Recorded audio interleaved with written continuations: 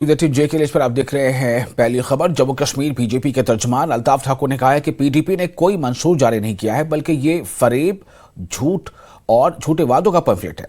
ठाकुर ने कहा कि उन्हें वजीर आजम का शुक्रिया अदा करना चाहिए, क्योंकि वो लोग जो दहशतगर्दी की माली मुआवनत के मुकदमात में जेल में बंद थे, वो इलेक्शन लड़ सकते हैं।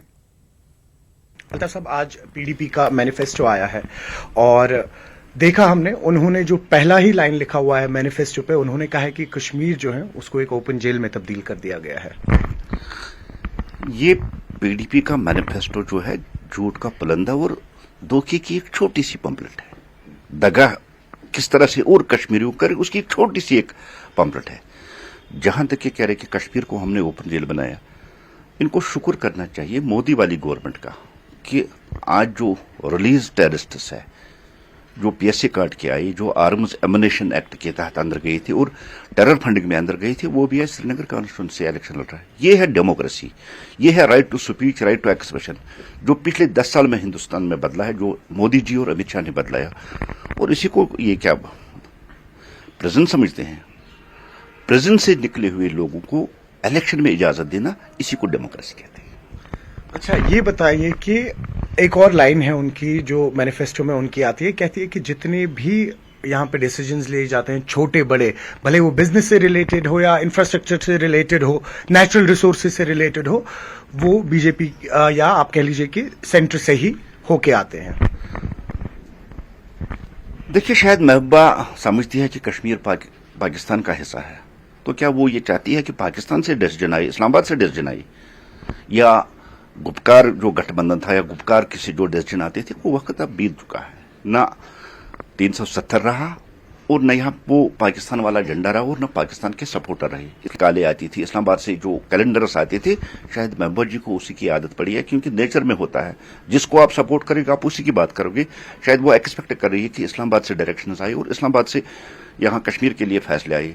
हम राजधानी से फैसले आते हैं। दिल्ली हिंदुस्तान की राजधानी है, हमारा पार्लियामेंट है, सबसे बड़ा मंदिर हमारा वहां, इसलिए डिसीजन भी उसी मंदिर से आएंगे, चाहे वो 370 को हटाना हो या जम्मू कश्मीर की डेवलपमेंट को लेकर, या जम्मू कश्मीर की तरक्की को लेके, या जम्मू कश्मीर में जिस तरह से पंचायत राज के 3 पैटर्न कराना, ये तो उसी पार्लियामेंट से आ जाएगा, जिसको हम मंदिर कहते हैं, जिसको हम मस्जिद कहते हैं।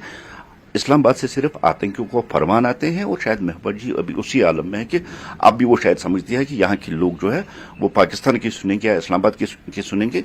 महबूबा जी, ये भारत का अभिन्न अंग है जम्मू कश्मीर। यहाँ जो डिसीजन होंगे वो पार्लियामेंट से होंगे और पार्लियामेंट दिल्ली में है, ये इस्लामाबाद नहीं है, ये पाकिस्तान का ऐसा नहीं। और उमर अब्दुल्ला ने पार्टी हेडक्वार्टर में पार्टी में शामिल होने वालों से खिताब के बाद मीडिया से बात करते हुए कहा है कि अगस्त 2019 के बाद इंतखाबात की काफी अहमियत है। उमर अब्दुल्ला ने कहा कि वजीर दाखिला कह रहे हैं कि उन्हें कश्मीरियों का दिल जीतना है, लेकिन ऐसा लगता है कि उन्होंने ऐसा नहीं किया। उमर अब्दुल्ला ने कहा कि कुछ पार्टियां उनके लिए काम कर रही हैं। उमर ने कहा कि तरुण चुग आते हैं और सज्जाद लोन से मिलते हैं। उमर अब्दुल्ला ने कहा कि उन्होंने तरुण चुग जैसे लोगों के लिए दरवाजे बंद कर रखे हैं। उन्होंने कहा कि शायद अल्ताफ बुखारी तरुण चुग के साथ ठीक हैं, लेकिन तरुण चुग और बीजेपी के लिए एनसी के दरवाजे बंद हैं।